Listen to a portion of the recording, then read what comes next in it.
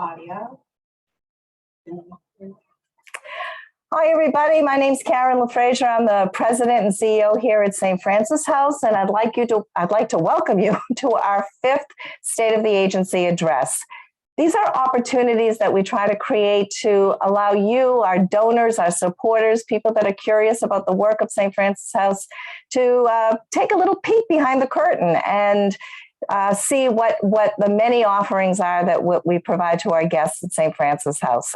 Today, we're here in our Margaret, Stewart, Lindsay art studio. I am joined by our expressive therapist, Gurleen Anand. And we'll talk about this a little bit more, but Gurleen just told me that her last name, which I'm sure I didn't pronounce correctly, actually means bliss. And I think if there's one word that sort of sums up the experience that our guests have here, it is bliss. So just a little bit of housekeeping. I'll let you know the chat feature is on, and we'd love to be able to hear any comments or take any questions. We'll go till 1 o'clock, but I'll save a few minutes at the end so that if you have a question, you can certainly put it into the chat and somebody will get it to Gurleen or I so we can answer your questions. But I think the first question is often, why do we have an art studio embedded in a homeless shelter? And, I'm going to tell you, this is a program that has been here, I want to say almost since the beginning when we created St. Francis House.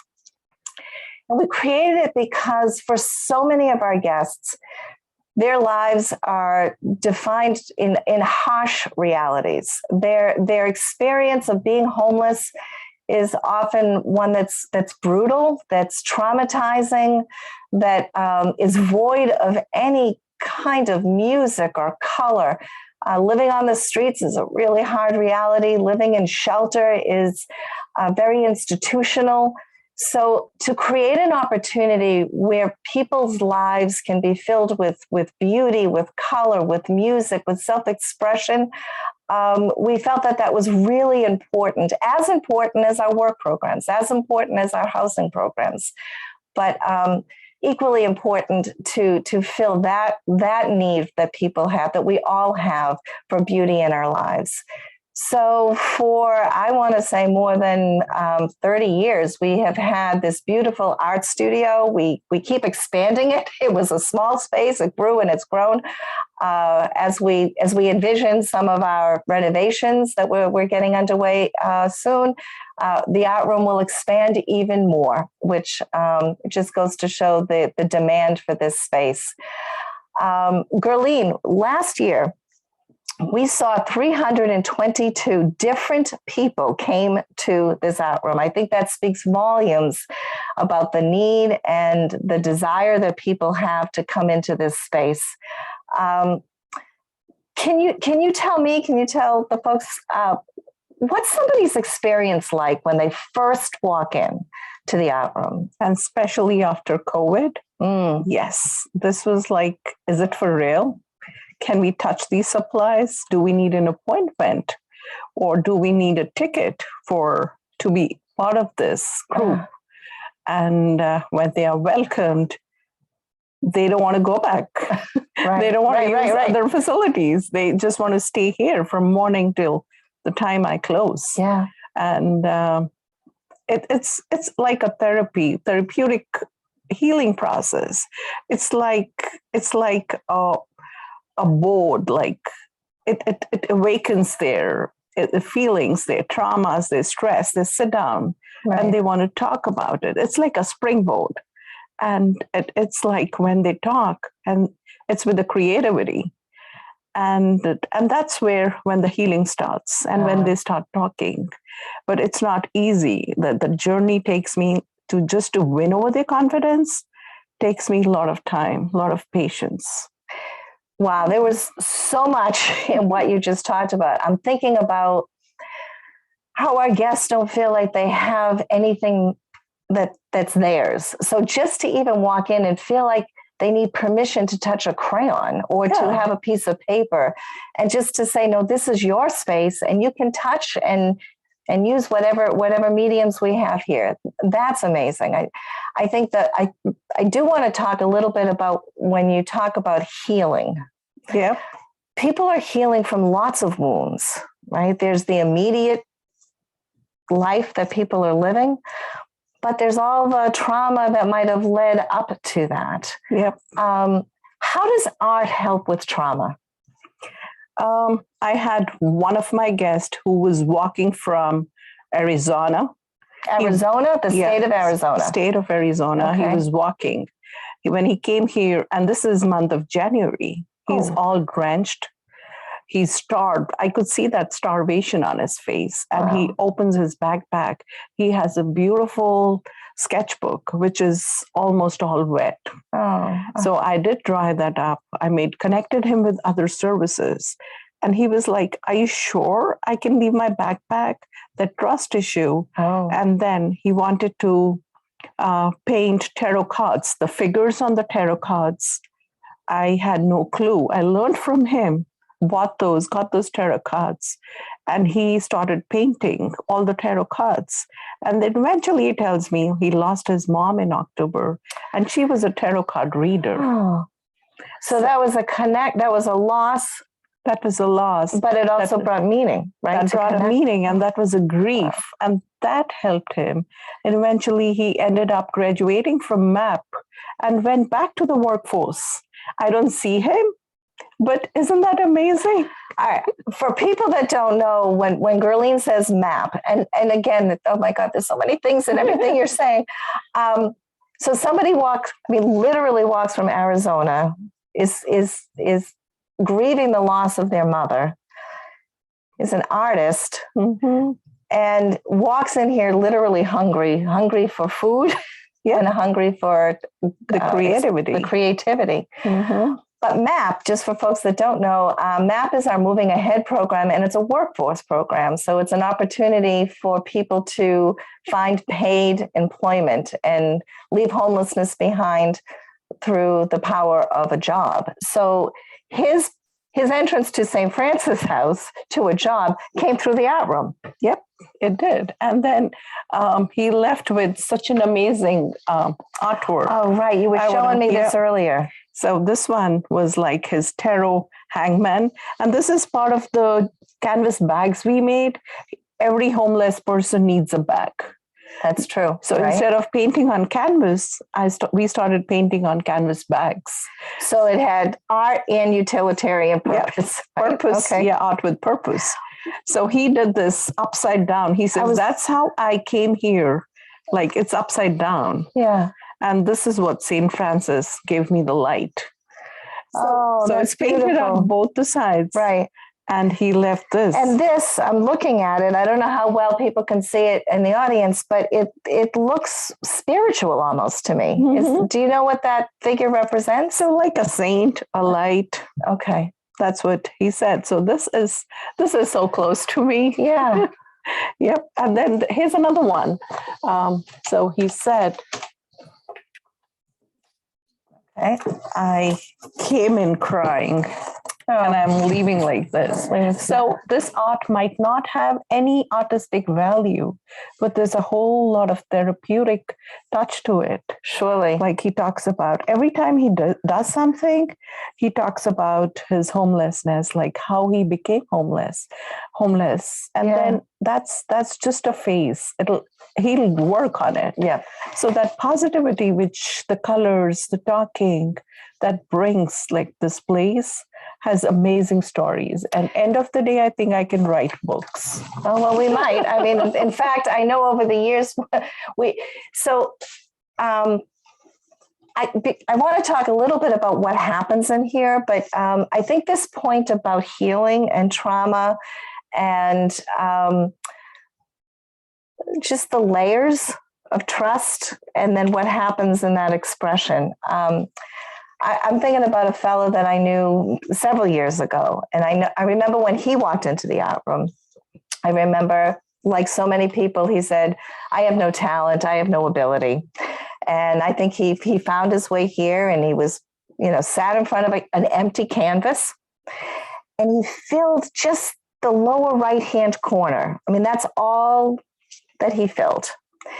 And I know over time, he has filled that canvas and many more with beautiful, beautiful pieces of artwork. He particularly likes the Boston Common. He likes the Charles River. So I know he often does pictures depicting, Boston scenery.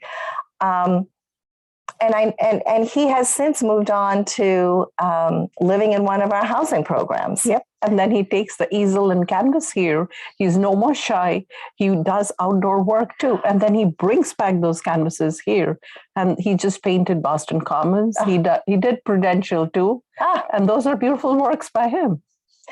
So I think that this what we're trying to provide for our guests is a space, a safe space. It's a very safe space. And I think that's the first thing in healing trauma. That's the first thing. And then I want to bring this work forward.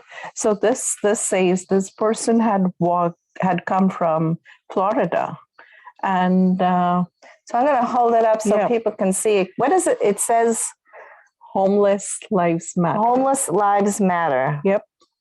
And so, the messaging often for people is that people experiencing homelessness don't matter, right? And I think there's lots of ways that unfortunately that gets reinforced. Sometimes there's like a NIMBYism, I don't want people to live in my neighborhood, or maybe there's a fear to get somebody a job. I know those are some of the stereotypes and stigmas that people experience. And unfortunately, then they carry that with them. Yep. And sometimes I feel like that's toxic to their sense of who they are, because you start to absorb that.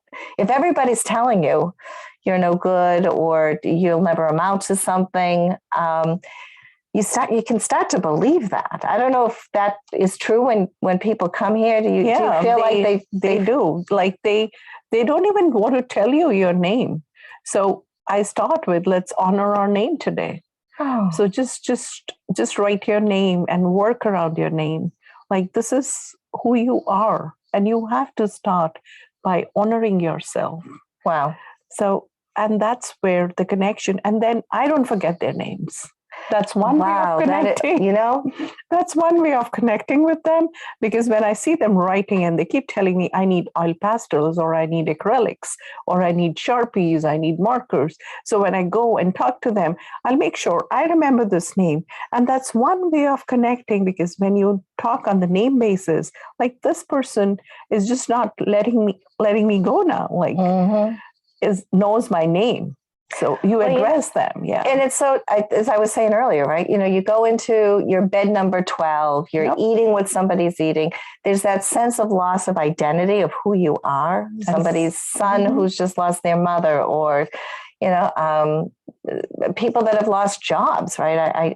I know there's a fellow in here that was an engineer and had lost employment. And so people there's loss after loss. I love the fact that, hi, Gurleen, you can greet somebody by name and acknowledge them that way. Yeah.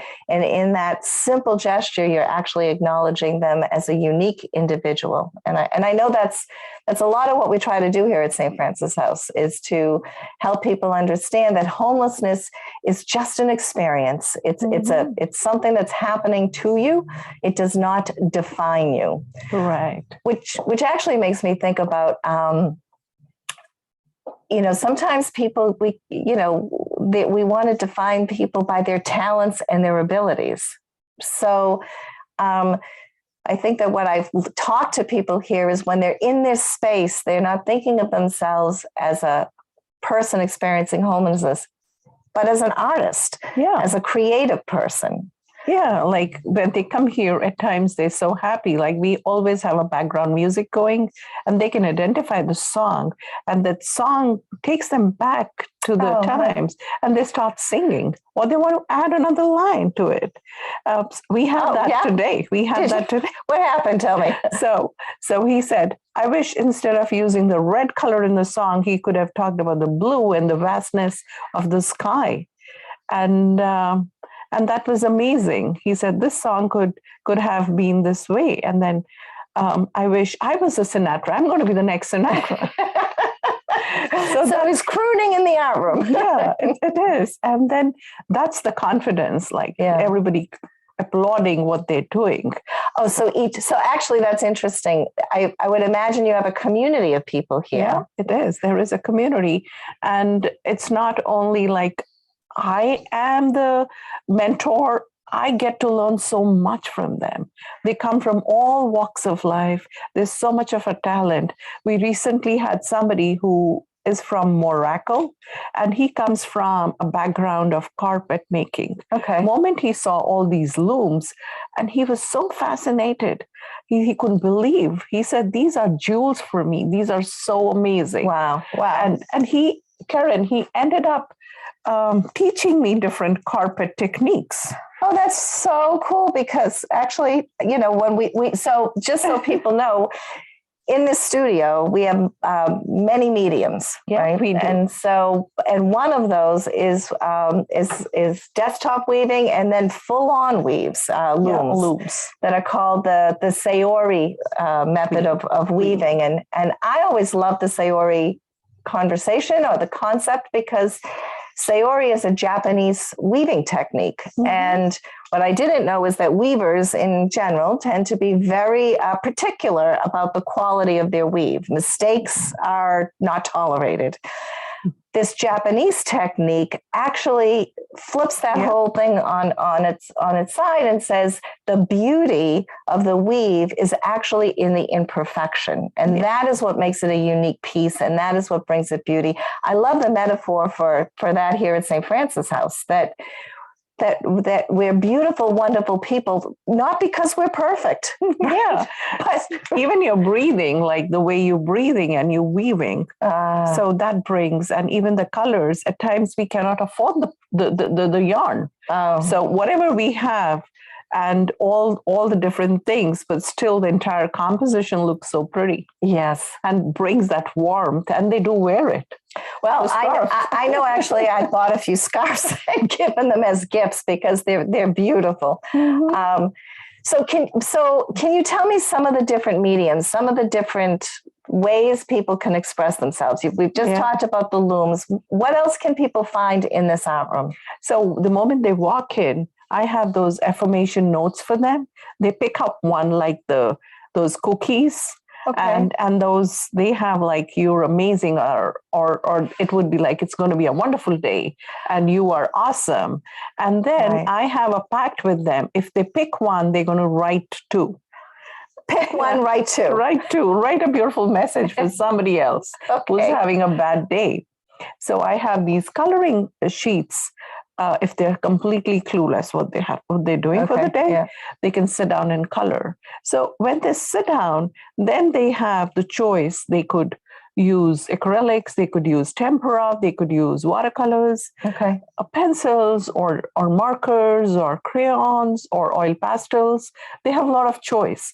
And that's when we give them the choice, the conversation starts. So what's the conversation?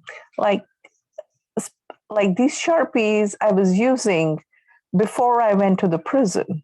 Oh. So that prison thing comes up. And then when they want to talk about it, I do have guests who even charge their anklets here. Mm. Right. So that trauma of having lost all liberty, having been incarcerated, and then the challenges of re-entering society are hard. And then having choices. This might not mean anything to anybody, but just having the choices to color a simple sheet is so amazing with them. And it's like, you should see their faces. There's this childlike, they're jumping around. Oh, wow. Well, and I imagine, I know, like sometimes just like quieting the mind and focusing on something, what color do I want to do, blue or green, right? There is a grounding effect, I think, when people, I know when I be like the other guests. I have no artistic ability. I'm sure you have it. Yeah, well, That's what when somebody says that, comes up with amazing artwork, amazing, and they are all over. Well, actually, so let's talk a little bit about what some of the methods of art, because I love every time I come in here, I am always so impressed with thinking that somebody might say, I have no artistic ability, and then I look at the painting that they're drawing and making. So can you tell me a little bit about, we try to put some paintings around here. I don't know. If you see this one One right up here? Yep, he walked in and he says, I don't know how to paint. And he's as good as Bob Ross, I think. Well, it does. The trees, it looks a little bit like Bob Ross, right? He took almost, he just took 45 minutes or 50 minutes to do this artwork. And Karen, I was not even sure. I gave him a canvas board. Okay. And then I was like, I should have given him a nice stretched canvas. Okay. Because he's so good. He's so good at work. And you've since given him a nice stretched canvas? I have, because at times I don't know what that person is doing. And I have fewer resources, like art supplies are expensive. So I very first time, I try to give them a canvas paper or a canvas board, rather than a big stretched canvas. Sure. And after that, there has been no stopping. He's doing amazing work. Wow. And they use acrylics, oils. So is that, what kind of material is that? So that's acrylic on canvas. Acrylic on canvas. Okay. Yeah.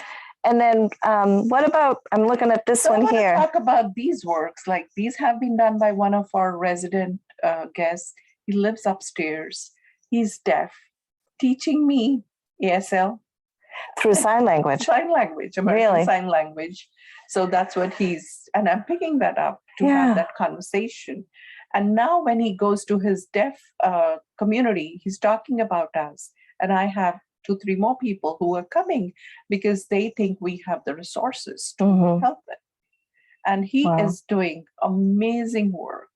Amazing. Well, I am so impressed with the quality. Is this the same fellow? That's the same fellow, this work. And the right one behind you. Yep. That's his work too. And we've had his works on our notepads too. I want to go back to something about being in the deaf community.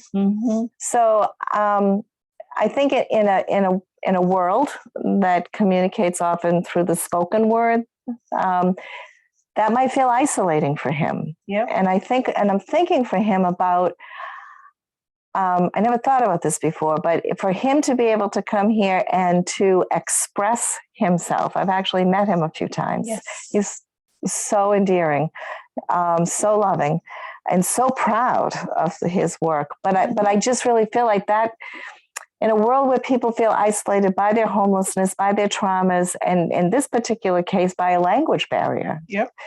This must just give him that sense of community and expression. It does. And now, like he'll come and he even cracks jokes now. So that's for funny. He keeps telling me like I'm being funny with him. So it's so nice. And I break rules for him. I have this rule, like it was there already. We're supposed to give them 2 canvases a month.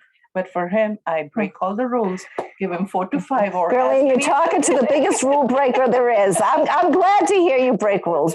My rules are nothing more than guidance. So he's so good.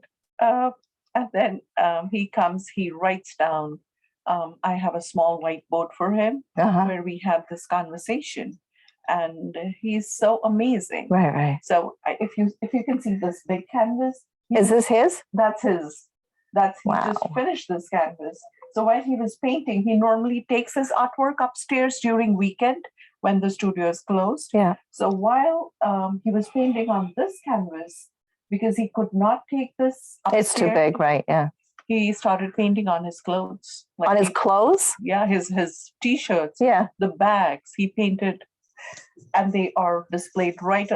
I know we can't. I wish you all could come and see everything that's in here, but there's a whole like clothesliner of T-shirts and clothing where he and others, I think, are painting and putting imagery on it, and it's amazing. So, what about some of the other artists? Well, actually, I had a different question. When you were talking earlier, you were talking about music. Yeah. So I know that we have acrylic on canvas. The other things that you were talking about, watercolors. Yeah. But you mentioned music, and I think that one of the other things that happens in this space is that it's filled with music. But I know and I'm trying to remember now for how many years, maybe 10, 15 years, I can't remember. We've had a woman, Antonia Netter. If you're on the call, giving you a shout out, Antonia. Because can you talk about Antonia and what she's done? When she comes here, you should see the expression on her face. It's like she is connecting with the entire universe when she's playing the piano. So Antonia is a woman who volunteers. I want to talk a little bit about volunteering, but Antonia started volunteering here more than a decade ago. And what does she do? She comes here every Thursday, and she plays piano. And the guests, they come here, they walk in with the file, which she gave them like 3 years ago. And they still carry that file here. What's in the file? Her songs, songs that she plays. Okay. And they love her. Like Wednesday, they stop talking. Oh, tomorrow's Thursday. Antonia's going to be here. So the piano is outside the studio. Yeah, we got a donation of a piano, and so she'll play the piano. Yeah, and then while she's playing outside, we do have guests outside, but the guests who are inside here, they are also dancing to her songs, and it's so calming, and it's amazing. And I also know for a while we had folks that were a bit of a chorus. I mean, right? She had a few guests, and we had our own St. Francis House chorus going there. So in fact, one of the guests here, he introduced me to Antonia. This was during COVID when I had not even met Antonia. Yeah, right. So he told me she's putting. Throughout COVID, Karen, she was putting her songs on Facebook. Just so people could connect? Just so, people could stay connected with the music. Right. So that's another part, and that's so amazing. I think that it's about all forms of expression and building community. I know we have had another woman over the years used to do short story writing. So guests would do like a creative writing workshop. We do that every Monday morning here. Oh, and still? We still do, by ourselves. We give a word in the morning, and then we talk about it, and then everybody writes, and they might come up with a song or something. Okay. And it's a nice thing Monday mornings. Every Monday morning we do it from 8 to 9. Yeah. So here's the word of the day, write a song, write a prose, write a short story, whatever it might mean for you. And then people have another way to express themselves. Yeah. And I bet that probably jumps off conversation too, right? Depending on what somebody might write. And that's when they tell me what they did during the weekend. Right. Weekends are hard for guests, I think. It is pretty hard because at times they don't get blankets at the night shelter. Oh. It's a small thing which we take for granted. Like, I would like to sleep on this particular side of a bed. Yeah. I'm just thinking like somebody slept without a blanket yesterday. Oh, jeez. Yeah. Yeah. So they come and talk about these little things. And it's like venting out and then having that conversation and then moving on for the day and looking for a brighter day again. Well, I think that's about hope. That's about hope, yes. I think that what I also know for so many of our guests is they do feel hopeless. That while we're saying that this is an experience, that there's something there's a better life for you, there's something else. I do know that for so many of our guests, we're holding hope for them until they can hold it for themselves. But I know that this is a place where people can find hope. And I think that they find community. They find the because I loved this fact about it's not just a relationship between the artist, the guest artist, and you, but it's a relationship amongst themselves with each other's. It is like they getting clothing upstairs. The clothing does not fit them. So they would come down with our sewing machines running here. They get them customized. Like, can you can you make it a little bit shorter? Can you tighten up my shirt? Oh, really? Yeah.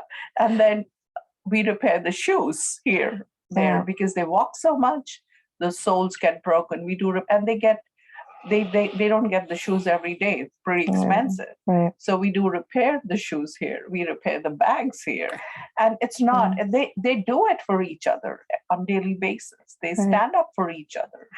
It's so true. Like when you just think about the life, a day in the life of somebody experiencing homelessness, it's like you're walking and literally walking in other people's shoes, right? The donations that they may and they may not fit. It's actually a big challenge for us at St. Francis to have enough footwear and enough sizes so that people can actually get shoes.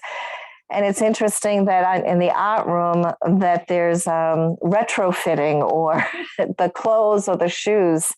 But honestly, that actually breaks my heart a little bit. I mean, it fills me with joy to know how much people are helping each other. And it's just so sad that you can't even have a pair of shoes that fit you right.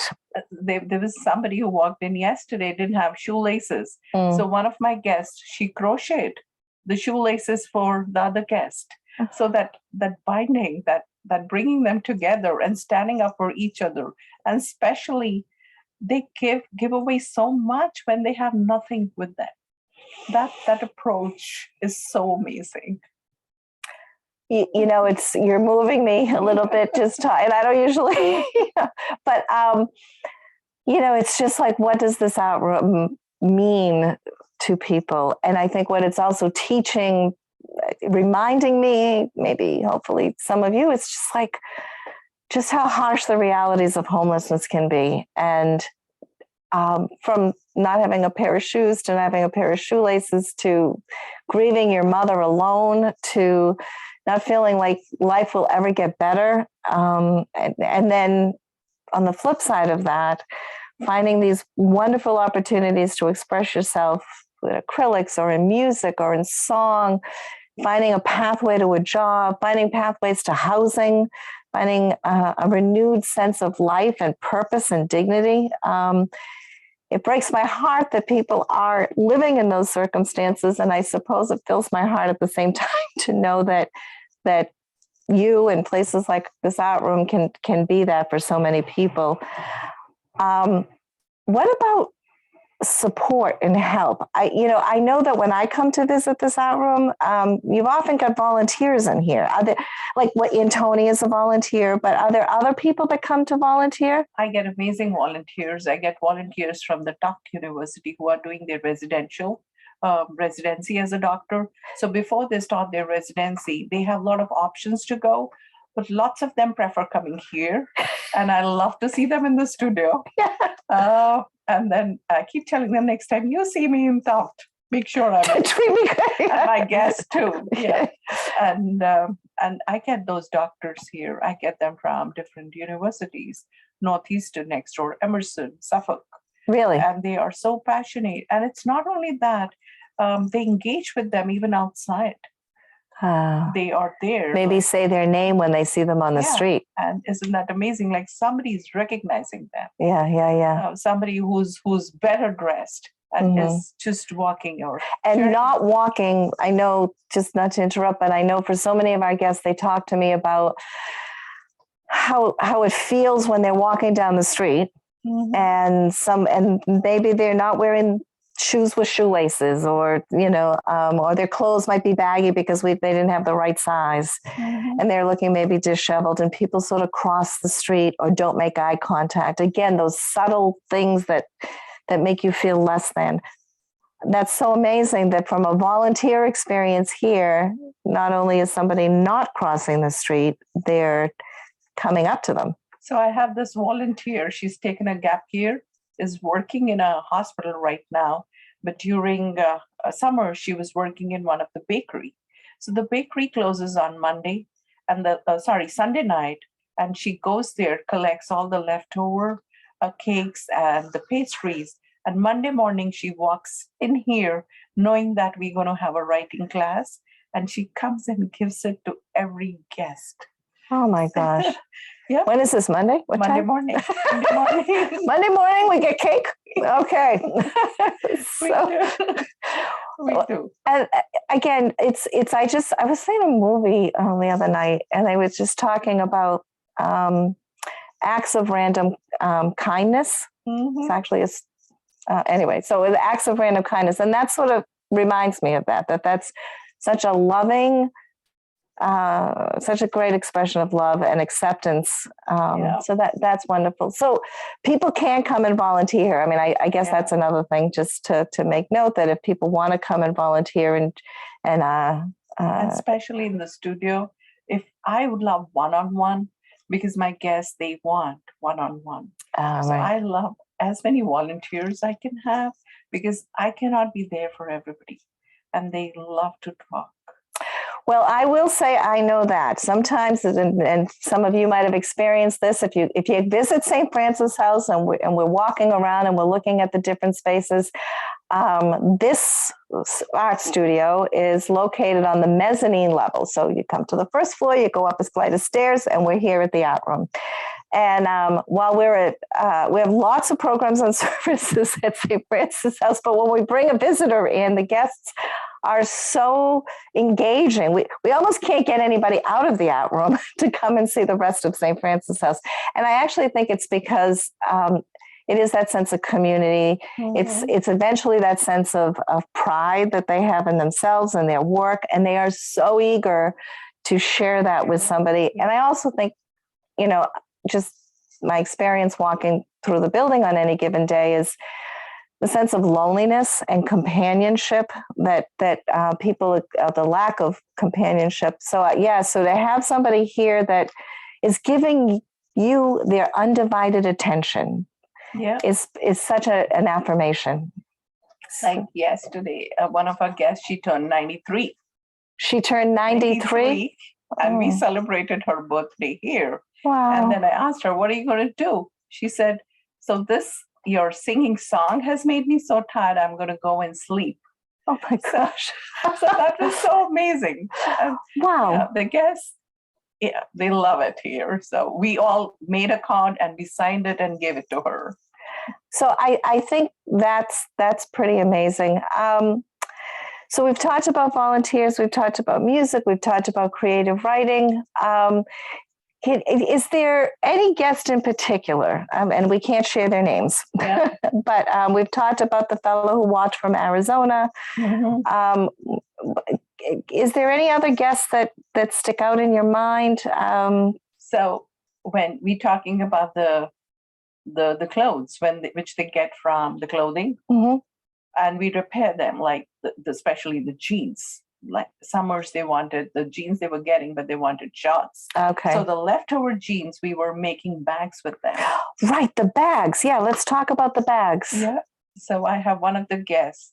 He's really making amazing bags, and he repaired all my sewing machines. I had 3, which we were not using during COVID.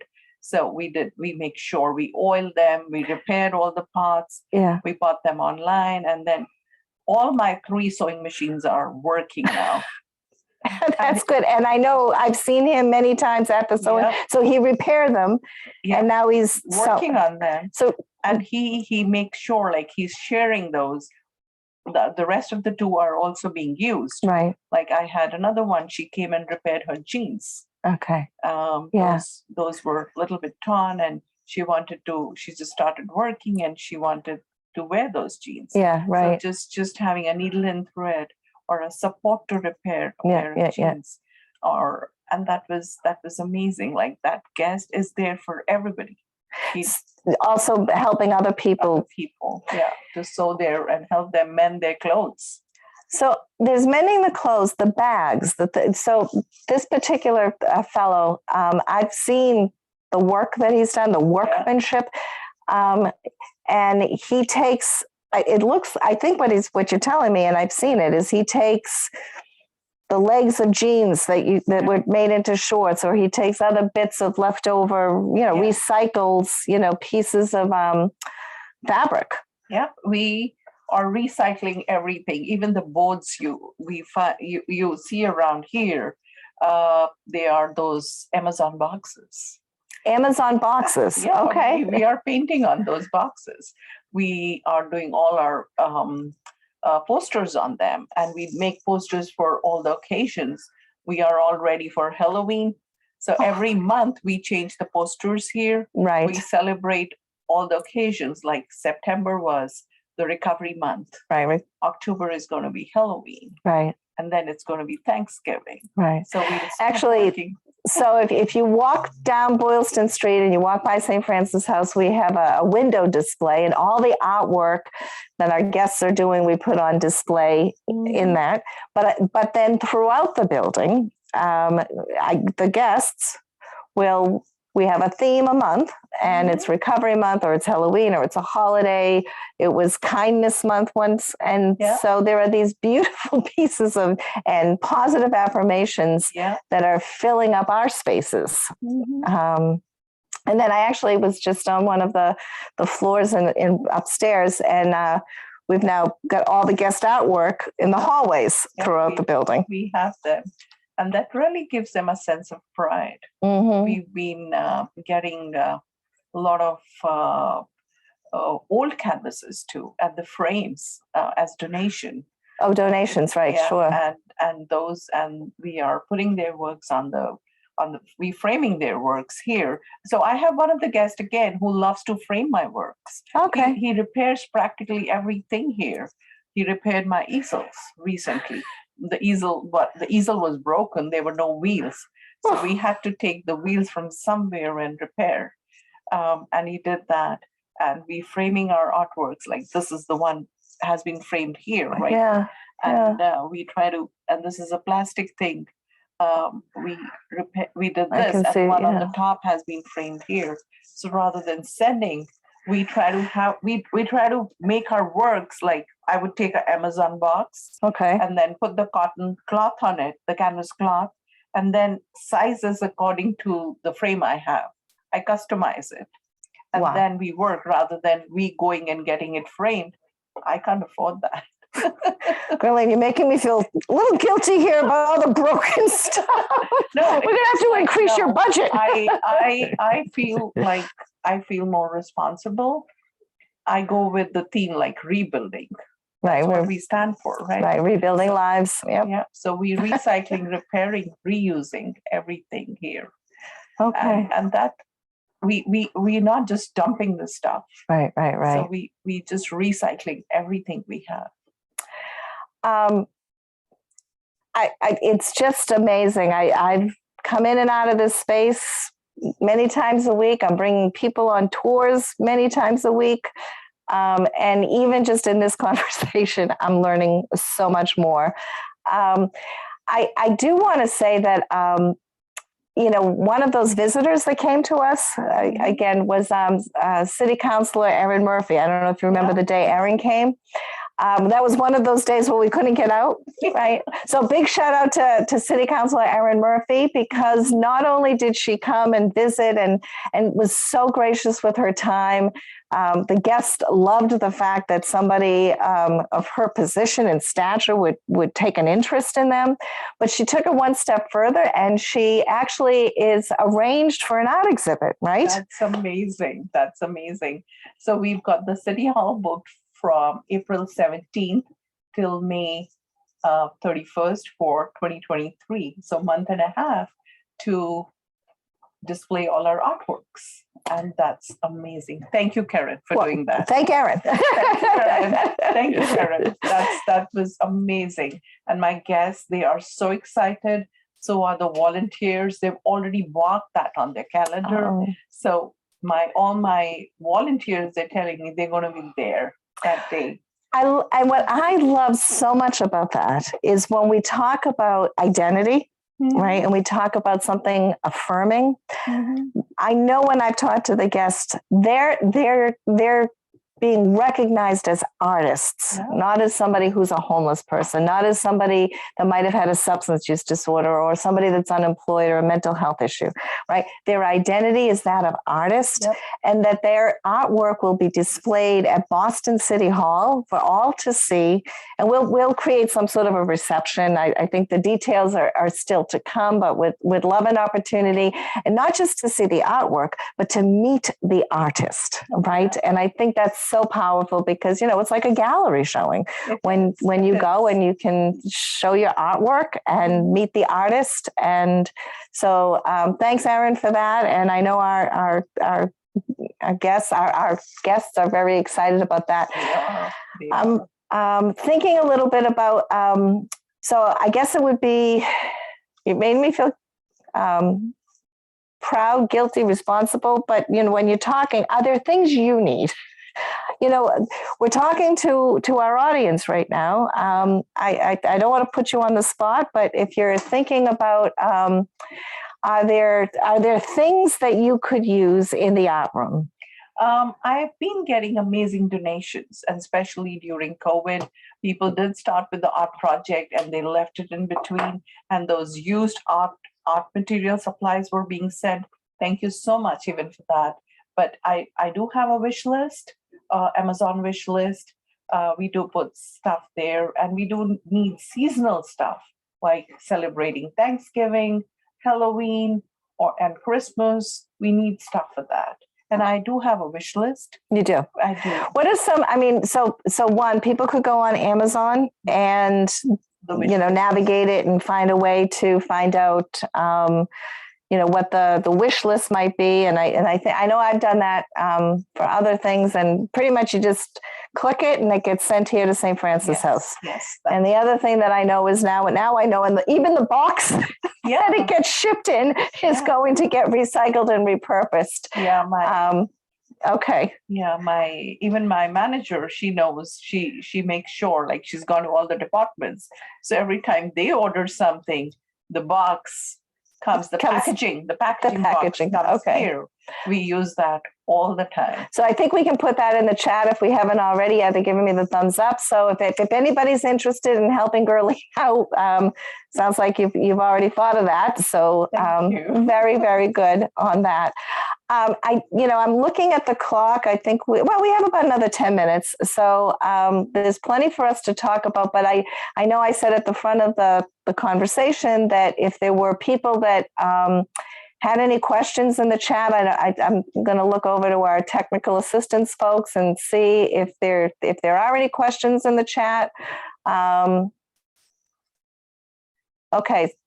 So I do know that. So one question that they're flagging for me was about volunteering. So I guess that was something that had come up, and I know we touched on it, but we do have somebody here at St. Francis House who's a volunteer coordinator.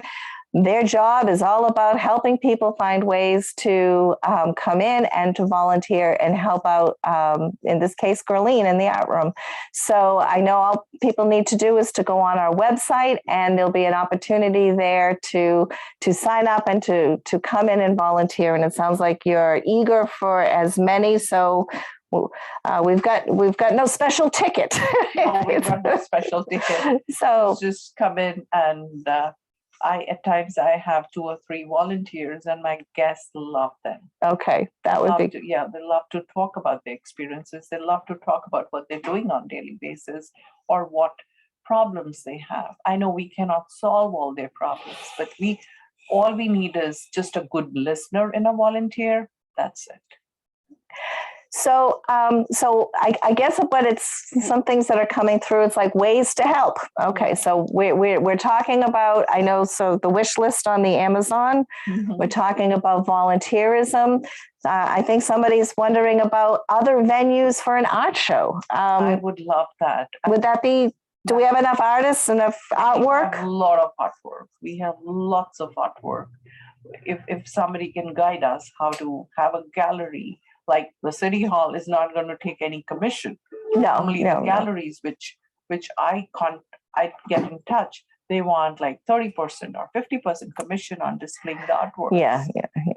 If no, we that's have not some idea. Like just guide us how to do that. So I guess what I would say, that sounds to me like if anybody has any interest in hosting a art gallery, it could be at any of our institutional supporters, banks, lobbies, or businesses, cafes. I'm thinking about that bakery. Maybe they want to have some artwork in there. And they have displayed our thank you card. I did send them a thank you card, supporting us every Monday morning. We could have them. But they are a very small bakery. I don't know if they have space. Enough wall space, but. Yeah. So yes, I guess the answer to the question is if other people are interested in wanting to host a gallery. And I think the other thing in there is people often ask, if they can buy guest artwork. And I know I bought guest artwork. I know at the holidays, I think one year everybody in my family got a scarf that was made on one of these looms. I know I've picked up some guest artwork. So that would be possible, correct? That would be amazing. And so here, being a nonprofit, the entire money goes directly to the artist. And I want to underscore that, so there's no cut that goes somewhere else. There's 100%. Yeah. And the price is actually like the guest is valuing their art. Right. Sadly, often devaluing. And I know I bought one of those beautiful bags as a gift for somebody, and I actually had to pay them more because he wasn't valuing it appropriately. So, and we'll, at that art show that we're talking about at City Hall, there'll be an opportunity to purchase guest artwork there. If there's venues that people can support us, there'll certainly be an opportunity to purchase the guest artwork at that time. But if in between any of these showings, that if people have an interest, the holidays are going to be coming up. And if you want to do some of your holiday shopping at St. Francis House, we have scarves, paintings, bags. Yep. All ready for the go. Yeah. And note cards. You mentioned the note cards. So we have note cards that people can I don't know if they're for purchase, but I know we often give them out as gifts to people. So there are things of note cards that people can get to be able to do that. So I think that there's several of these questions that, one, thank you everybody for showing such interest in wanting to learn more, but also then support more the work that Gurleen's doing, and ultimately having impact and changing in very small incremental ways that really add up to be quite monumental, the lives of our guests. We often think about, our workforce program, or we think about our housing program. But it's those are really big steps to go from the shelter into your own apartment. And actually, that makes me think of just one other thing. I do know that we talk about people who are currently experiencing homelessness, but it's not 100% of the people that come here. Yeah. Often it's people that might have had a homeless experience and are now, especially like after COVID, a lot of my guests got the housing. Yeah. And they feel so proud when they say, can I take this work and put it on my wall? I got housed yesterday.